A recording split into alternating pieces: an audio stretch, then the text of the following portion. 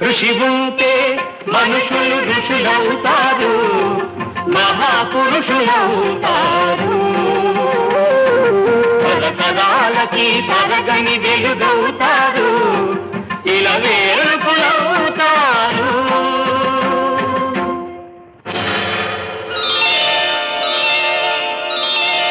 ఏకలవ్యుడంటేనే ఎదురులేని బాణం, తిరుగులేని దీక్షకి అతడే ప్రాణం. కులం తక్కువని విద్య నేర్పని గురువు బొమ్మగా మిగిలాడు, బొమ్మ గురుతుగా చేసుకొని బాణ విద్యలో పెరిగాడు.